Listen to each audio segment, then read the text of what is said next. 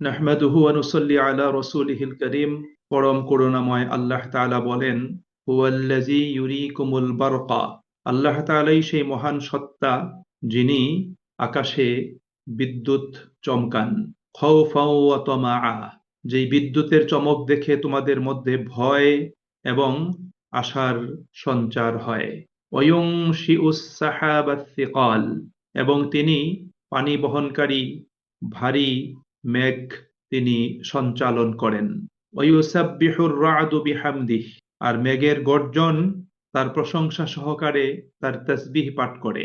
ওয়াল মালাইকাতু মিন খিফাতিহ, এবং ফেরেশতারাও আল্লাহ তাআলার ভয়ে কম্পিত হয়ে তার তাসবিহ পাঠ করে। ওয়ায়ুরসিলুস সাওয়াইকা, তিনি বজ্রপাত ঘটান।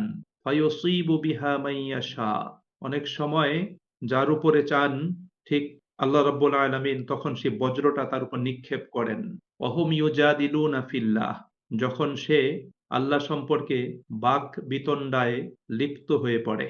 ওহুয়া শাদীদুল মিহাল, আর আল্লাহ তাআলার কৌশল খুবই মজবুত এবং শক্ত।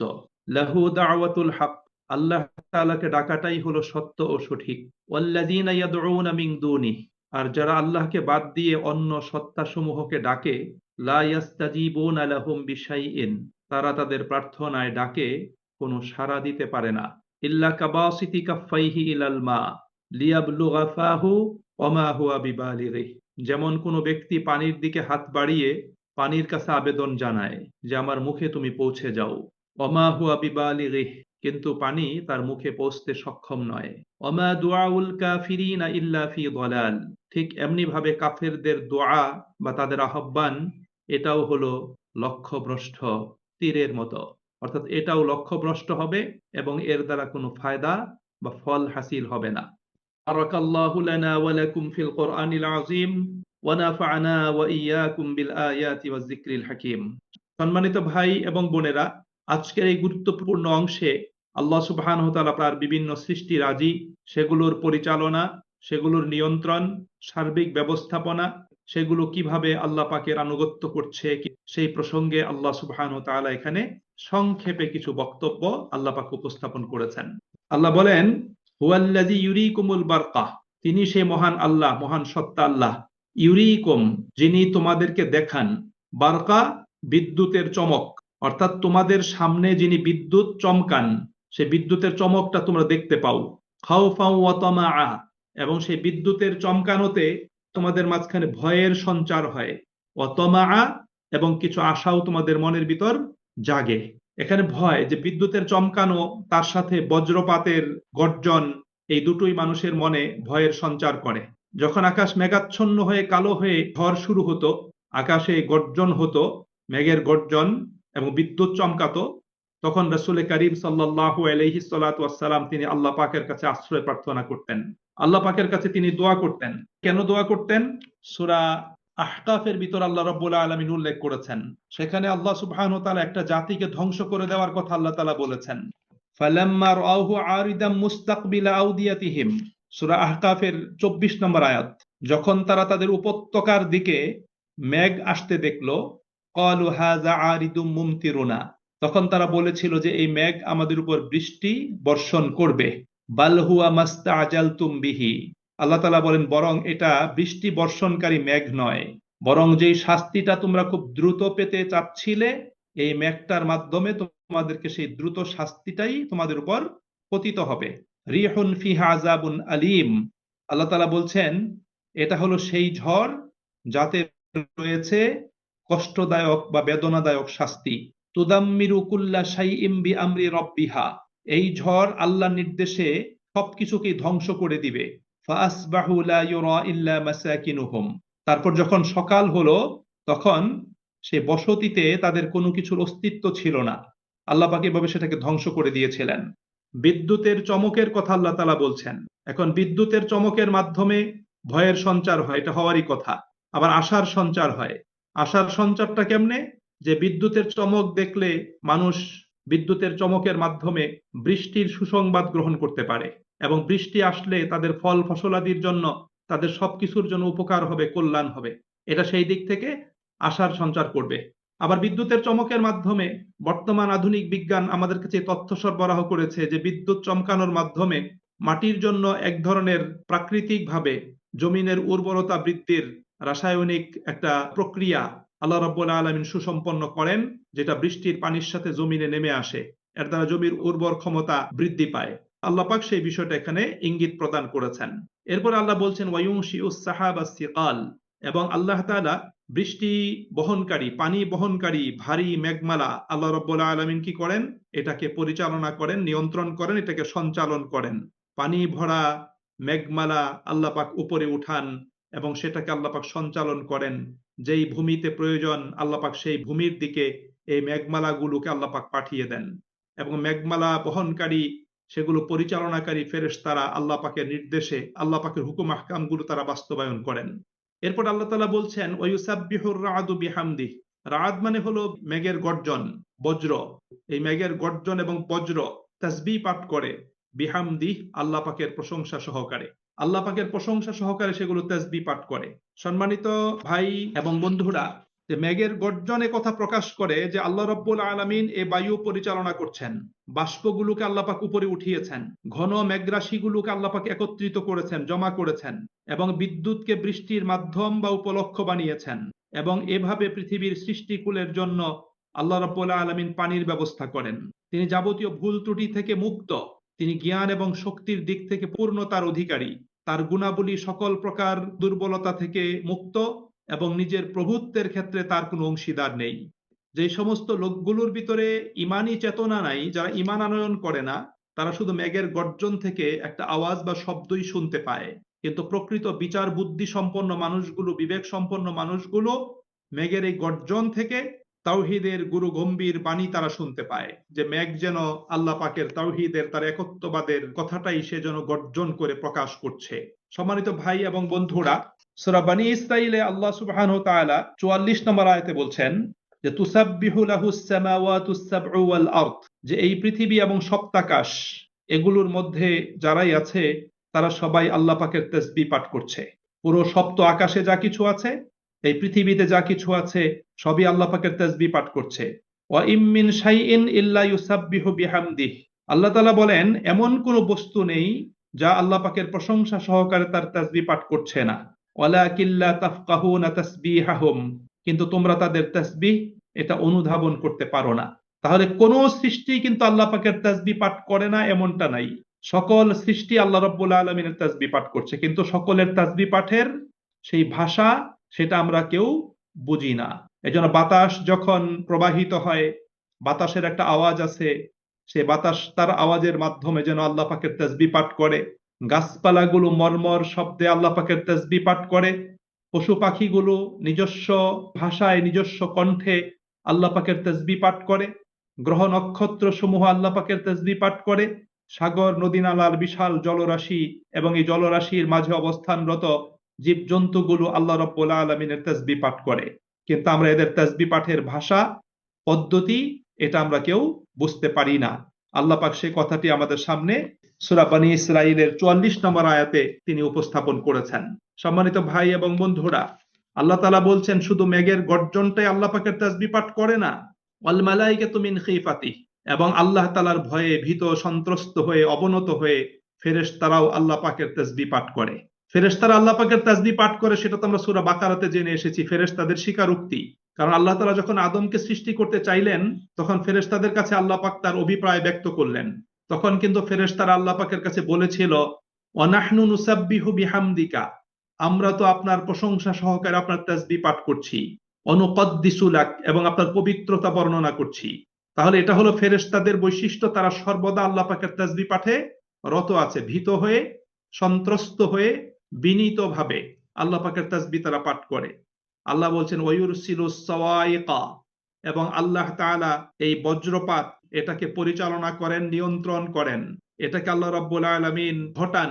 ফায়ুসিবু বিহা মাইয়াশা, এবং যাকে ইচ্ছা তার উপরে আল্লাহ রাব্বুল আলামিন এই বজ্রপাতটা নিক্ষেপ করেন। ওয়াহুম ইউজাদিলুনা ফিল্লাহ, এমত অবস্থায় যে তারা আল্লাহ পাকের ব্যাপারে বিতণ্ডায় লিপ্ত, তখনই তাদের উপর আল্লাহ পাকটা নিক্ষেপ করেন।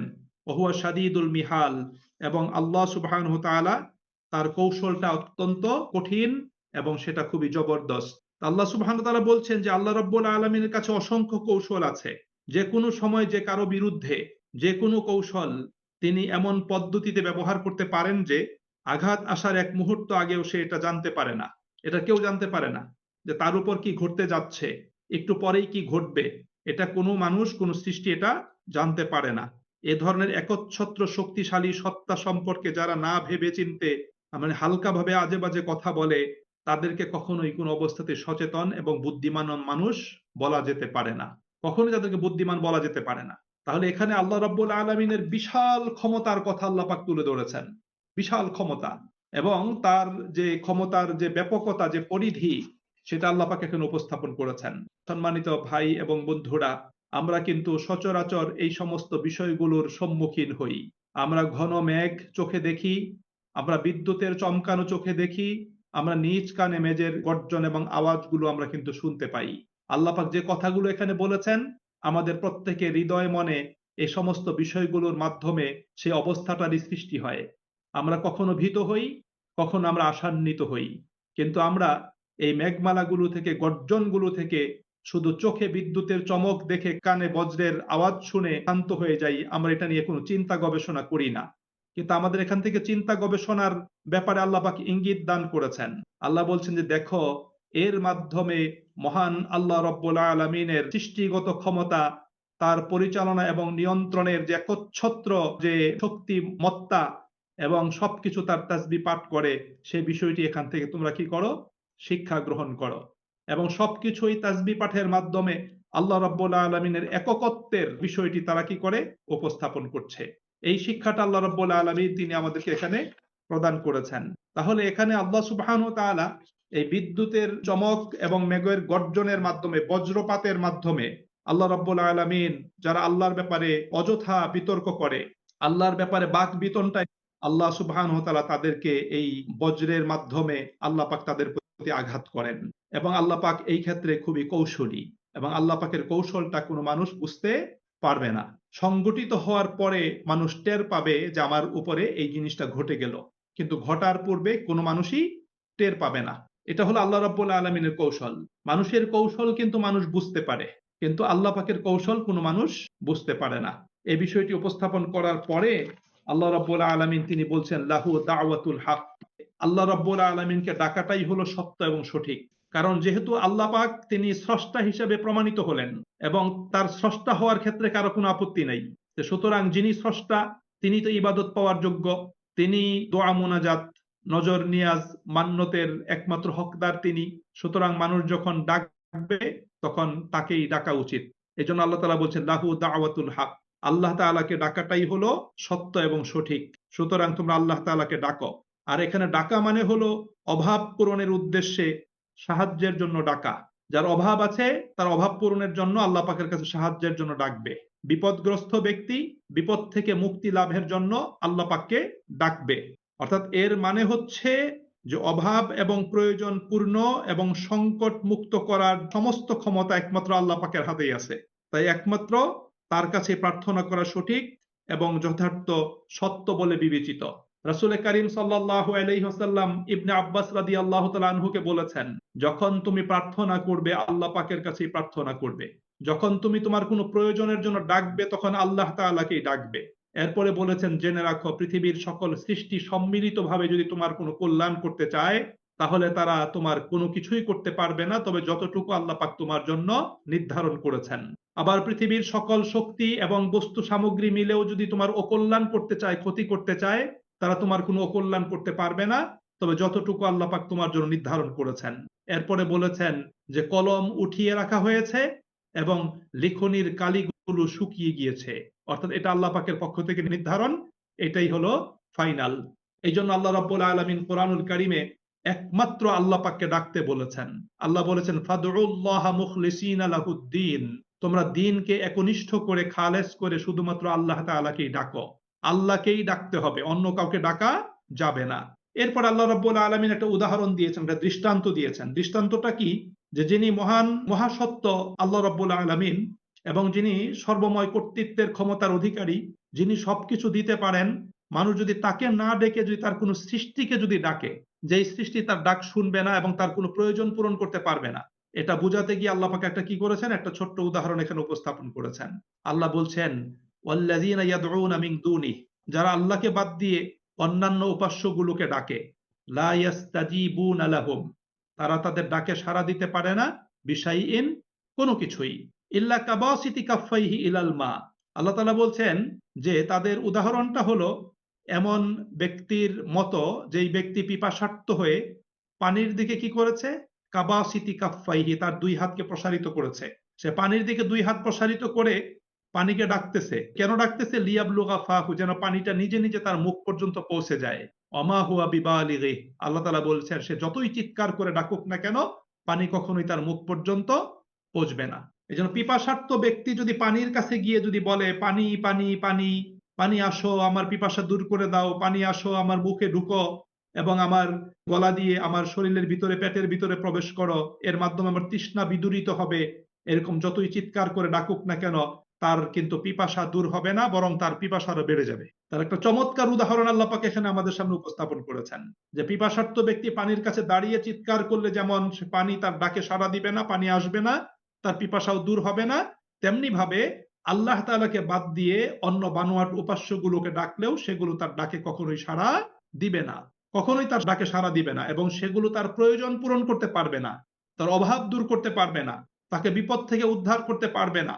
আল্লাহ বলছেন, ওমা দুআউল কাফিরিনা ইল্লা ফি দালাল, জেনে রাখো কাফেরদের আহ্বান, কাফেরদের ডাক, তাদের দোয়া, এটা লক্ষ্যভ্রষ্ট, তীর ব্যতীত অন্য কিছু নয়। একটা তীর নিক্ষেপ করা হলো টার্গেটের দিকে, কিন্তু সেটা টার্গেটের কাছে না গিয়ে সে লক্ষ্যভ্রষ্ট হয়ে অন্যদিকে চলে গেল। ঠিক কাফেরদের এই আহ্বান, তাদের দোয়া, তাদের বানোয়াট উপাস্যদের প্রার্থনা আরাধনা, তাদের কাছে দোয়া মুনাজাত, এটাও হলো লক্ষ্যভ্রষ্ট তীরের মতো, অর্থাৎ এর দ্বারা তাদের উদ্দেশ্য কখনোই হাসিল হবে না, তারা তাদের লক্ষ্যে পৌঁছতে পারবে না। আল্লাহ রাব্বুল আলামিন এই সুন্দর উদাহরণটা এখানে আল্লাহ পাক প্রদান করেছেন। এরকম আরো কিছু উদাহরণ আল্লাহ পাক কোরআনে দিয়েছেন। আরো কিছু উদাহরণ, যেমন আল্লাহ তাআলা সূরা হজের ৭৪ নম্বর আয়াতে আল্লাহ পাক একটা উদাহরণ দিয়েছেন। আল্লাহ বলছেন, ইন্নাল্লাযীনা তাদউনা মিন দুনিল্লাহি লা ইয়াখলুকু যুবাবা, যারা আল্লাহকে বাদ দিয়ে অন্য উপাস্যগুলোকে ডাকে, সেগুলো একটা মাছিও সৃষ্টি করতে পারে না। ওয়া ইয়াসলুবহুমুজ যুবাবু শাইআন লা ইয়াস্তানকিযুহু মিনহু দুআফাত তালিব ওয়াল মাতলুব। আল্লাহ বলছেন এমনকি মাছি যদি সেগুলোর সামনে থেকে কোনো খাদ্য কণা নিয়ে যায়, মাছির হাত থেকে সেই খাদ্য কণাটা রেখে দেওয়ার ক্ষমতাও এগুলোর নেই। দুআফাত তালিব ওয়াল মাতলুব, সুতরাং যারা আল্লাহকে বাদ দিয়ে অন্য উপাস্যগুলোকে ডাকে, তারা যেমন দুর্বল এবং সেই উপাস্যগুলোও দুর্বল। এটা হলো আল্লাহ পাকের প্রদত্ত একটা উদাহরণ। আবার আমরা সূরা ইউনূসের ভিতর একটা উদাহরণ দেখে আসছি। সূরা ইউনূসের ভিতর উদাহরণ ছিল যে মানুষ যখন অথই সাগরে নৌযানে করে চলাচল করে, শান্ত স্নিগ্ধ বাতাসে যখন নৌযান নিরাপদে চলাচল করে, মানুষ তখন আনন্দিত হয়। এরপর হঠাৎ যখন চতুর্দিক থেকে ঝড় এসে উঁচু উঁচু ঢেউগুলো সেই নৌযানের উপর আছড়ে পড়ে, তখন সে চিৎকার করে আল্লাহ রাব্বুল আলামিনকে ডাকে। কিন্তু আল্লাহ যখন তাকে সেখান থেকে উদ্ধার করেন, সে সেখান থেকে মুক্তি পাওয়ার পরে, নাজাত পাওয়ার পরে, সে আল্লাহ পাকের সাথে শিরিক করে ফেলে। এরকম কিছু উদাহরণ আল্লাহ রাব্বুল আলামিন তিনি কোরআন কারিমে তিনি প্রদান করেছেন। আবার আল্লাহ তাআলা সূরা আনকাবুতের ভিতর মাকড়সা দিয়ে উদাহরণ আল্লাহ পাক দিয়েছেন। আল্লাহ বলেছেন যে মানুষ যারা আল্লাহকে বাদ দিয়ে অন্য উপাস্যগুলোকে ডাকে, তাদের অবস্থা হলো মাকড়সার ঘরের মতো। যে মাকড়সা ঘর তৈরি করে এবং পৃথিবীতে নির্মিত ঘরগুলোর ভিতর মাকড়ের ঘর সবচেয়ে দুর্বল। আল্লাহ পাক এখানে উদাহরণ দান করেছেন, মাকড়ের ঘর যেমন দুর্বল, আল্লাহকে বাদ দিয়ে যে সমস্ত প্রতিমাগুলোর পূজা করা হয় সেগুলো অত্যন্ত দুর্বল। এভাবে আল্লাহ রাব্বুল আলামিন কিছু উদাহরণ তিনি আমাদের সামনে সেট করেছেন। তাহলে এই আয়াতগুলোতে আল্লাহ সুবহানাহু ওয়া তাআলা তিনি আমাদের জন্য গুরুত্বপূর্ণ নসিহা এবং হেদায়েত আল্লাহ পাক প্রদান করেছেন, যেন আমরা শিরকের পথ, তার পাশাপাশি তাওহীদের পথকে আমরা চিনতে পারি। শিরকের পথগুলোকে, শিরকের কার্যকলাপগুলোকে পরিত্যাগ করে তাওহীদের পথ এবং তার কার্যকলাপগুলোকে আমরা অনুসরণ করতে পারি, এবং মহাপরাক্রমশালী এক আল্লাহ রাব্বুল আলামিনের কাছে মাথা নত করে নিজেদের জীবনটাকে সফলতার পথে আমরা এগিয়ে নিতে পারি। এই জন্য আল্লাহ রাব্বুল আলামিন এই বিষয়গুলো এখানে উপস্থাপন করেছেন, এবং একই সাথে আল্লাহ পাক সেই মুশরিকদের দুর্বলতা, তাদের অবস্থানের দুর্বলতা, কার্যকলাপের অসারতা আল্লাহ রাব্বুল আলামিন তুলে ধরেছেন। সম্মানিত ভাই এবং বন্ধুরা, আল্লাহ রাব্বুল আলামিন তার কাছে আমাদের আবেদন নিবেদন, আমরা যতটুকু আলোচনা আজকে করলাম, এখান থেকে আল্লাহ রাব্বুল আলামিন আমাদেরকে শিক্ষা গ্রহণ করার জন্য বাস্তব জীবনে সেগুলোকে মেনে চলার জন্য, অনুসরণ করার জন্য আল্লাহ পাক তৌফিক দান করুন। আমিন। ওয়া আখিরু দাওয়ানা আনিল হামদুলিল্লাহি রাব্বিল আলামিন।